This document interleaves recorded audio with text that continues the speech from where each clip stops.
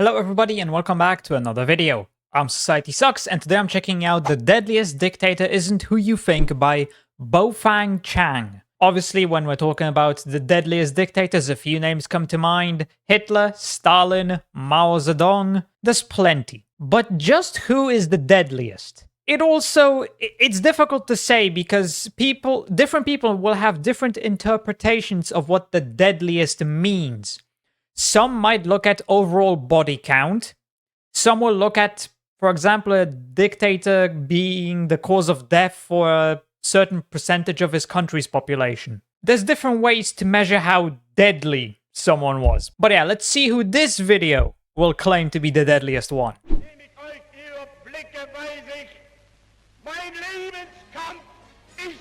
Well, that's the funny mustache man.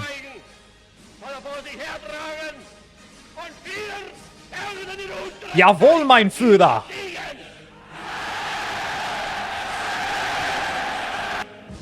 I was gonna do the hand gesture, but I'm monetized now, and I don't think YouTube would like that very much.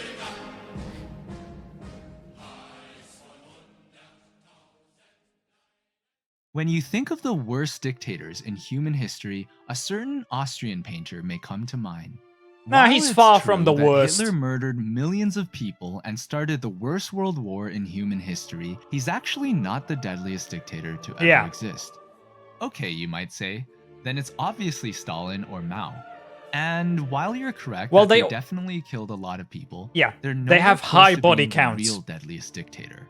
Now, first off, what do we mean by deadly? Exactly. What is the definition? The seasonal flu kills 500,000 people, but infects 1 billion of us every year. The seasonal flu kills 500,000. Now, first off, what do we mean by deadly? The seasonal flu kills 500,000 people, but infects it 1 kills billion that of many? us every year. Ebola, on the other hand, killed just 15,000 people in its existence, but has a 50% mortality rate. Which one is deadlier? It's clear now that it's not really about how many people die, but rather the proportion of people. If the flu infects so many people but only kills 500,000, then it's not that deadly. The mortality rate is low, but with Ebola, it's 50%. It's way higher, so obviously that's the more deadly one. You have a much higher chance of surviving the flu than you do with Ebola. People that die, which determines just how deadly something really is. In other words, I'm a lot less scared of stairs than, say, king cobras, even though stairs kill way more people than king cobras ever do.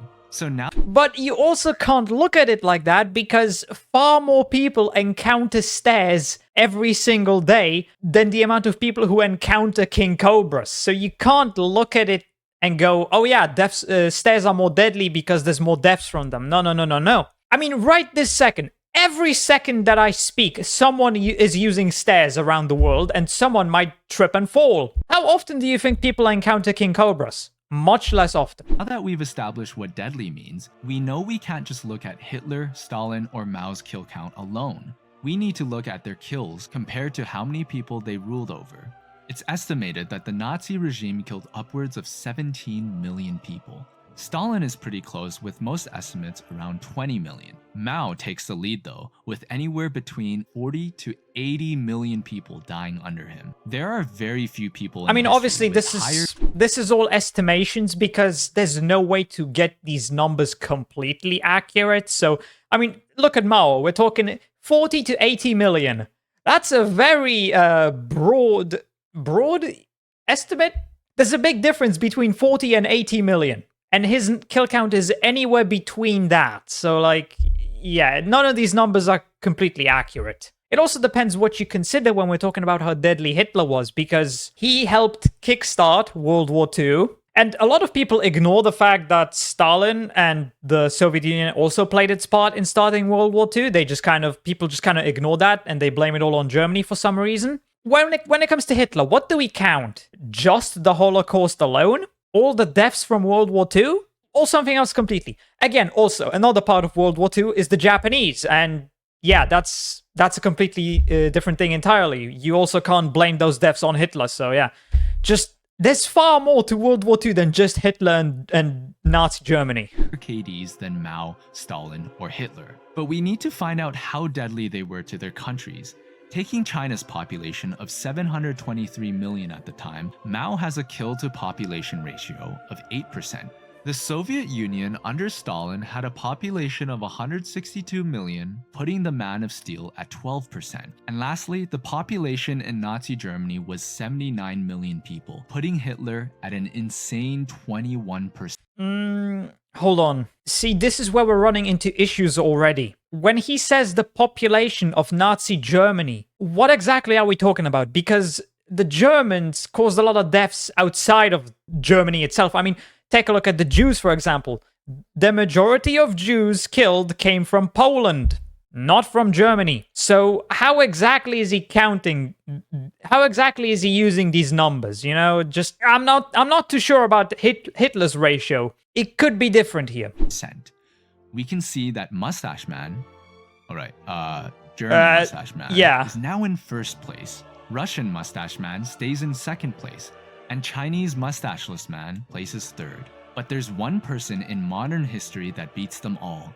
One person who collected every infinity stone from hell. One person who looked at North Korea, China, the USSR, and said, "Fellas, hold my beer." I can do it better. At a staggering 36% kill Jeez. rate. It's the man, the myth, the legend, Pol Pot. But who is this chubby-cheeked, unremarkable-looking guy that looks like the cook from your local Asian restaurant? Yeah. And how did he end up beating Hitler, Stalin, and Mao to become the deadliest dictator in human history? I don't think I've ever heard of Pol Pot. It doesn't ring any bells. 1925 to 75, so he died at 50. Pol Pot came to this world in 1925 as Salath Son, and was Cambodia. born into a wealthy family who was able to send him to elite schooling in Cambodia. It was from this education which allowed Pol Pot to learn French and in 1949 study engineering abroad. While in France, he learned more about Marxism and became interested in socialist ideas, joining various left-wing groups including the Marxist Circle, Le Cercle Marxiste, for all you frog-eating freaks, and the French Communist Party. During this time, he definitely wasn't the only one going through this political transformation. Many young people after World War II felt that communism was the future, with the already largest country in the world being communist and gaining control over more of Europe, and the recent victory of Subjugating Mao's communists Europe. in the world's most populated country. With that said, like many potheads in college, Mr. Pot wasn't the most academically gifted student. Having failed his first-year exams, he barely managed to pass when given a second chance, and spent more of his time being a rebellious communist than actually studying. But much of his knowledge on communism was rather elementary. He apparently tried to read Marx. Spend much more time on communism than studying and gaining knowledge. I guess that helps explain why so many people chose communism, because they weren't very intelligent. Yeah, no, communism has had a shit ton of flaws. Communism is a classic system that works on paper, but not in reality. His work and admitted that he didn't really understand them. But wait, you might ask, if Pol Pot didn't understand Marx or communism, where did he get his ideas on the policies he later implemented as Cambodia's leader? Probably made them up. Of the brilliant move, Rook takes knight. Just kidding, I'm not gonna reuse the same joke from my last video. Pol Pot thought of the brilliant move to just SparkNotes Marxism by reading interpretations from none other than the two people in history with the greatest success in managing a country and not killing millions of people. Stalin and Mao. Yeah. You can already imagine just how wonderful of a leader Pol Pot would be by the fact that his two inspirations double-handedly caused the deaths of more people than all of World War II. So after a few more years of failing his classes and doing communist shenanigans, Pol Pot returned to Cambodia without his degree and decided to do more of his communist shenanigans at home. It's important to understand that Cambodia at the time was going through a massive civil war, having just gained its independence from France the same year he came back in 1953. Eventually, Pol Pot found himself as leader of a communist group known as the Khmer Rouge, or Red Khmer in non-frog eating I think I've terms. heard of these. Various other parties fought to gain control of the country, and eventually a right-wing group won out in 1970, establishing its own government with the support of the United States. North Vietnam, being communist and therefore allied with Pol Pot, and already at war with America at the time, invaded the American-backed Cambodian government, which caused Cambodia to be dragged into the Vietnam War, Yep. which, you guessed it, meant that they were now a fresh target for the good old US of A. While the Americans were claiming to only target communist forces, their bombing campaigns ended up mostly killing civilians, which only increased support for the communists and allowed their recruitment to quadruple in just over a year. Wait, you mean to tell me that indiscriminately bombing countries only creates more terrorists? Huh. Who could I'm have sure guessed? The Americans learned their lesson from this event and never did it No, again. no, they Oh, did boy. not. Anyways, the Khmer Rouge under Pol Pot again. Oh boy. What's the latest one here? Anyway, Syria 2014 to 2016. Well, you can add Iran 2026 to this list. the Khmer Rouge under Pol Pot ended up winning bit by bit in the countryside, and soon enough, it was just the capital city of Phnom Penh that remained unconquered. By 1975, the city finally fell, and the Khmer Rouge was now in full control of Cambodia. So time to start important purging. To note that up to this point, Pol Pot wasn't actually Pol Pot yet, instead using various pseudonyms in order to remain unknown to even members of his own party, going by names like Brother Number 1, Elder Brother, 87, and Grand Big Uncle. Brother is It always was only watching. when establishing control of the country when he created the public pseudonym Pol Pot, transforming into a myth to Cambodia and to the world, as no one had seen or even heard of him before he became leader. This would be the beginning of the deadliest genocide in recent history.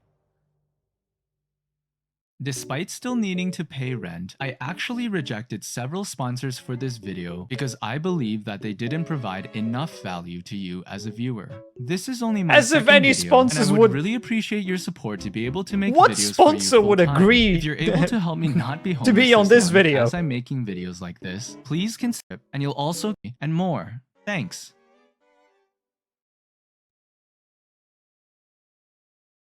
Ah, no, never mind. The new He didn't rulers die of at 50. That Cambodia was just called the beginnings. 1975 Year Zero. The dawn of an age in which there will be no families, no expressions of love or grief, no medicine, What? no hospitals, no schools, no books, no learning, no holidays, no music, no money. Only work and death. Okay. It was now officially year zero, and Pol Pot's flavor of communism meant that Cambodia would become an agrarian, pre-industrial, self-sufficient, classless utopia where so-called capitalist ideas like private property, religion, family, money, and even cities were to be eradicated. Knowledge of anything before year zero was banned, which meant that books were burned, religious objects were defaced, and countless buildings were destroyed. Just hours after Pol Pot and the Khmer Rouge took over, they began to force millions of people to abandon the cities and march to the countryside, where they were classified as new people because of their urban background and treated as enemies of the state. Children, the elderly, and Jesus even hospital Christ. patients were all forced to leave immediately, and thousands died from the march, including Pol Pot's own brother. Anyone associated with being from the city, such as doctors, teachers, engineers, clergy, intellectuals, and professionals of He has any all the kind, were jobs. now labeled as new people. People who wore glasses, spoke other languages, had pale skin, or belonged to an ethnic minority were also targeted, and many of them were either executed, starved to death, or overworked in the fields. A famous Okay, yeah, you know, this is far worse than Hitler.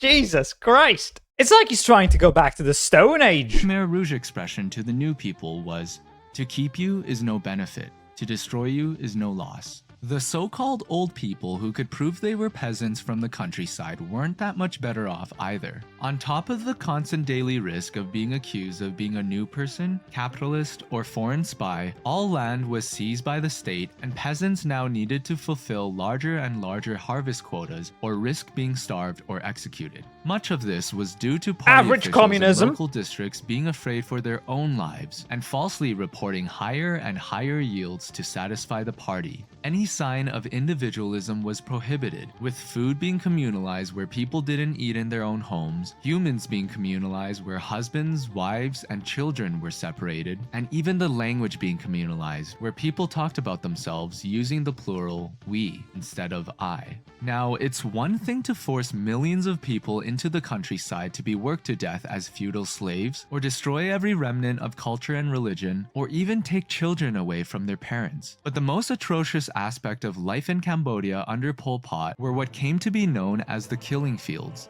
A vast array of sites in the country where almost 1.5 million people were executed. Damn. This number doesn't include people who died from starvation, overworking, or war. It's just the number of people who were murdered. The most infamous of these sites was Security Prison 21, known as S21 for short. The prison was once a cheerful high school, but after the city was abandoned, the Khmer Rouge turned it into a literal hell on earth, with classrooms converted into torture chambers, iron bars added to windows, and electrified barbed wire put up to surround the building. The high school turned jail could hold up to 1,000 prisoners at a time, with each prisoner being photographed and then forced Communism's to confess their sins great. against the party, regardless Trust of me. whether or not they were actually guilty. Just like the Nazis, the Khmer Rouge were obsessed with documenting each and every prisoner, and many of the original photographs look and young. confession documents survived and are now published online by the Cambodian government, which is disturbing but also fascinating to see. The Khmer Rouge had a strict policy. A lot of those photos looked like teenagers, maybe even kids. I mean, at least they look like that. I don't know. They don't look old, that's for sure. They definitely look young. Way too young. Of killing the prisoner only when they had a confession. And if your toxic trait is thinking you just wouldn't confess so they couldn't kill you, I'm sorry, but No. prisoners were regularly beaten, cut I'd with confess wire, immediately and given just to end electric it. shocks. Some were burned, forced to eat human waste or drink urine, pierced with needles, or hung by their legs and hands for hours. Others were cut with knives, suffocated with plastic bags, had their fingernails pulled out, or had their heads held underwater. Aside from being tortured every day, prisoners were shackled to the ground where they slept on the floor without a mat or blanket, and were forbidden to speak or do anything without approval from the guards. You can imagine the food situation, with the survivor recalling that they were fed 4 spoonfuls of rice porridge and some watery soup as their twice-a-day meal. They were hosed down like animals Jesus. every 4 days and And there were suffered people from who ringworm, survived this? rashes, and lice, along with diseases that were left untreated. When a prisoner finally decided they had enough and wanted to die, they would confess and be forced to make up stories of how they were recruited by the CIA, KGB, or the Vietnamese to betray the party. They would also be forced to name friends, colleagues, and acquaintances who would themselves be brought in for interrogation, thus repeating the cycle over and over and over again, just like your high school friend's multi-level marketing scheme. See, I don't understand this. They're just killing the population off. You realize that if you keep this up, eventually there will be nobody left. You're eradicating the entire country. How does this serve anything? What? I understand you can be messed up in the head, but how does eliminating literally any random person for no reason serve the country or the people or anything? How does it even serve the leader? What the hell is this supposed to do for him? He's just getting rid of manpower for no reason. These people could have helped build stuff, do things, and instead they're just getting killed for no reason. This is just fucking stupid. This makes no sense. There's plenty of examples in history where people were forced to work with hard labor and they died because of that by the thousands or millions, but they were actually doing something, you know? This is just killing. They're not doing anything. This is just a waste of humans. To the government, humans, the people, they're a resource because every person can do something. But this, you're just wasting resources for no reason. This is just fucking stupid. After the forced confession was over, the prisoner would be brought outside to the schoolyard to be what they called discarded, where they were often beaten to death with hoes, axes, or sticks in order to save on bullets. After S21's first year of operation, they actually ran out of places to bury them and needed to transport them further and further away from the prison to make more killing fields. The children and infants of those who were executed would have their heads bashed against trees and thrown into the death pits along with their executed parents. The What Khmer the Rouge's fuck? rationale was to stop them from growing up and taking revenge for their parents' deaths. So many people were dying under Pol Pot that Cambodia's average life expectancy dropped from 40 years all the way down to 18.9 years old. With no enemies left, You're getting rid of old people, middle-aged people, young adults, and children. Who's supposed to replace all those deaths? Where are you gonna get new kids from if you're killing the kids? to kill, and life getting worse and worse, paranoia crept in. If we killed all these enemies, why is our country not getting better, but getting worse? Pol Pot wondered. Because you're killing everybody! It must mean that there are still people subverting us from within. And so thousands of Khmer Rouge members who used to do the killing were now being killed themselves. Oh my The god! official who helped Karma. set up S21 Karma. was murdered there by the very person he appointed to lead the prison. The slogan Pol Pot used during these purges was, "Purify the party, purify the army, purify the cadres." Out of the 22 Maybe let's Khmer purify Rouge the leaders that leadership. started in year 0, 18 of them were killed by the end. Additionally, that started the army, purify the cadres. Out of the 22 Khmer Rouge leaders that started in year 0, 18 of them were killed by the end. Additionally, Pol Pot had always been extremely paranoid about an impending invasion from Vietnam, so anyone associated with the Vietnamese was targeted. Okay, yeah, I'm paranoid that there's gonna be an invasion from Vietnam. So you know what I'm gonna do? I'm gonna get rid of all the people who I could have recruited as soldiers and conscripted to fight against the Vietnamese in case of that invasion. Yeah, that's fucking intelligence right there. Get rid of the people you could conscript for the army. What the Just... and killed, which ironically caused Vietnam to actually invade in year 4 of his reign. The Cambodian army was completely incapacitated after years of purges, starvation, and killings, which You don't allowed even the have people to Vietnamese recruit! steamroll into the country and end Pol Pot's regime once and for all. It's estimated that up to 2.5 million people, out of a population of just 7 million, were killed in 4 short, yet very long years.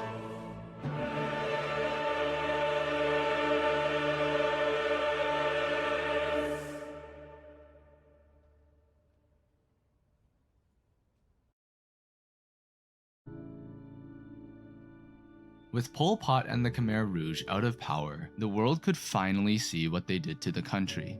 In just 4 years, millions perished. Communities throughout the country turned into ghost towns, cities into ruins, and people were dying from starvation. Pretty much and everything was disease. wiped. All of this was revealed to the world to see in horror. Yet Pol Pot and the Khmer Rouge still had support from countries like China and the United States because of their No opposition surprise. to Vietnam and, by extension, the Soviet Union. As a result, the Khmer Rouge continued to be internationally recognized as the legitimate government of Cambodia up until the 90s. Because of this support, Pol Pot was never brought to justice for anything he did and lived until 1998 when he What? died peacefully in his sleep. Oh, fact fuck that Pol off! Pot lived long enough to be able to watch South Park and read Harry Potter is just insane. The man known as Salith Sar was a wealthy, urban, foreign-educated, Why didn't the Vietnamese kill him? glasses-wearing, French-speaking There's no intellectual justice in the who world. enjoyed Western literature, yet he targeted and killed anyone suspected of possessing even one of these traits. The myth, known as Pol Pot, wanted Hypocrite. to triple his population and bring them into a new age of prosperity. Yet he killed millions and dragged the rest backwards in time to year 0. To this day, bones and teeth are commonly found after heavy rain due to the amount of mass graves still yet to be excavated. Being responsible for I'm the never murder, going to Cambodia. starvation, and deaths of Never. so many, so quickly. The legend, known as the Deadliest Dictator, must forever be told for all to learn. Fucking insane. Pol Pot has a daughter. He met and married a woman in 1985 while still fighting the Vietnamese to get back in power. I guess even at that age, he was still able to stick his pole in her pot, and they had a child when he was 63 years old. The fact that this motherfucker was able to reproduce. Oh, yeah, I have nothing to say. Something that I don't think he even mentioned is that this Pol Pot guy, he was in power for 4 years. Only 4. He did all of this in as little as 4 years. Hitler was in power for a total of, I think, 11? 12 years? And Stalin was in power for way longer. I don't know about Mao. I'm not sure how long he was. Regardless, this guy did it all in 4 years. I also want to go back to the beginning. Kills compared to how many people they ruled over. It's estimated that the Nazi regime killed upwards of 17 million people. Again, what exactly does he mean by ruled over? Okay, so the 79 million people, I think, is according to the 1939 census, but that included Austria and the Sudetenland. According to him, 17 million people were killed on the Hitler, but since we're talking about this area, it means that the amount of people killed on this land would have to be 79 million, no? I'm just not 100% sure about these rates. I'm just not 100% convinced about these numbers and the percentage here. It just doesn't feel correct. What exactly did Hitler rule over? What are we counting with these numbers? If we're talking about just the borders of Germany during World War II, then I think the number is a lot less than 17 million. Because millions of the people that were killed under Hitler were Soviet prisoners of war who, well, obviously they came from Russia, not from Germany. Then you have millions of Poles and Jewish Poles who were killed, who came from Poland, not Germany. So I'm not 100% convinced on these numbers. I mean, the people that Pol Pot killed were actually from Cambodia and in Cambodia. But a lot of the people that Hitler killed were from outside Germany. I don't know. I don't think you can count that in terms of the population. Obviously, it doesn't change the amount of people he killed, but it could change the numbers and the percentages here. Because he's counting this based on kills compared to the population. But you can't really do that when a lot of the people that were killed under Hitler weren't Germans. They were from outside of Germany. So you can't count that as the population of Germany. So to me, this 21% that he has here with these 17 million deaths, to me, that's bogus. It doesn't make sense. Because that's assuming all those 17 million people were Germans. They were the population of Germany. Because he's comparing it to the 79 million from the 1939 census. But again, millions of those people were not part of that census because they were from outside of Germany. So you can't count this. I don't know. I just don't like the 21% here. That doesn't make any sense. And I'm not even going to begin trying to check if the 8% for Mao and 12% for Stalin is correct. I'm just going to say it now. The 21% for Hitler is completely wrong. It's flat out wrong. I would put him more closer to like 10%. Because again, millions of the people he killed came from outside of Germany. They were not part of the German population. So you cannot count them in the way that he's counting them. This 21% is based on those 17 million people all being part of the 79 million from the 1939 census of Germany's population. But if you're bringing in people from outside, you just cannot count it like this because it's flat out wrong. This just kind of pissed me off because this is wrong. It's wrong. It's not an accurate percentage. Whatever. Doesn't matter. These people were all monsters. That's all we have to say. They were monsters. They were terrible. Thank God they died. Unfortunately, they caused a lot of deaths before they themselves met their end. But yeah, it is what it is. It's history now. They're all gone. But yeah, hope you enjoyed this video. If you did, please consider subscribing and leaving a like. If you want to see more reactions, check out this video right here. And with that, I'll see you in the next video.